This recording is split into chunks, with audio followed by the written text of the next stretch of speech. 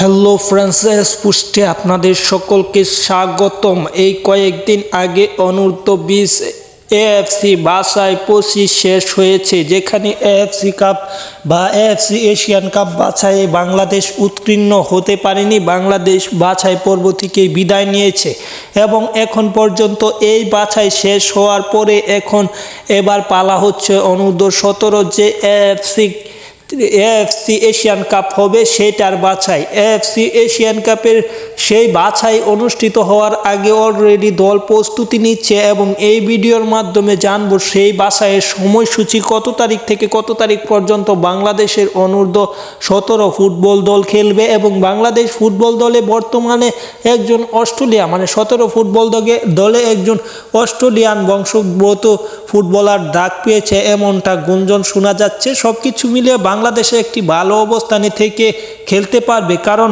অনূর্ধ্ব-17 sub চ্যাম্পিয়নশিপে Bangladesh final খেলে এবং সেই ফাইনাল খেলায় একটুর জন্য বাংলাদেশ হয়তো চ্যাম্পিয়ন হতে পারেনি। চ্যাম্পিয়ন না হলেও বাংলাদেশের যে ভুল ত্রুটি ছিল সেগুলো কাটিয়ে এবার এএফসি অনূর্ধ্ব-17 এশিয়ান কাপ বাছাই খেলবে এবং এই এশিয়ান কাপ বাছাইয়ে উত্তীর্ণ হতে পারলেই বাংলাদেশ ফুটবলে আরেক নতুন ইতিহাস হবে, তা কঠিন হবে না।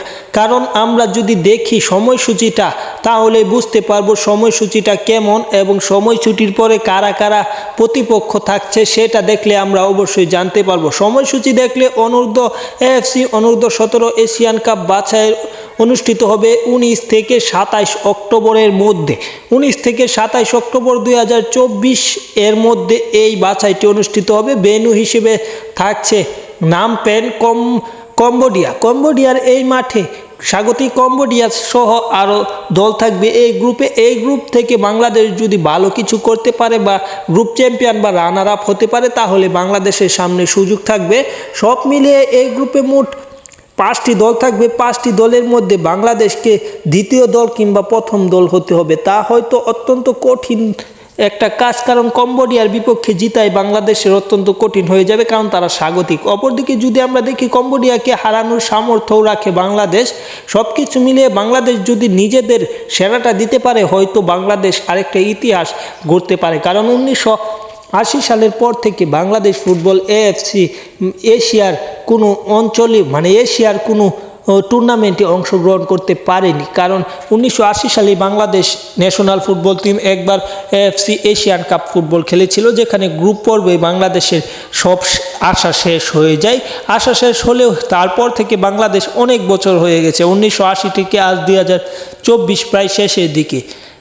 সব কিছু মিলিয়ে দেখলে প্রায় 44 বছরের মতো হয়ে গেছে।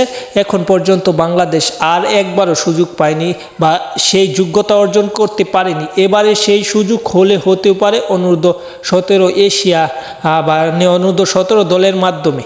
যাই হোক, সবাই অনূর্ধ্ব-17 দলের জন্য দোয়া করবেন এবং এই চ্যানেলটি সাবস্ক্রাইব করবেন যাতে নিত্য নতুন ভিডিও বা নিত্য নতুন খবর আপনাদের মাঝে প্রকাশ বা উপস্থাপন করতে পারি।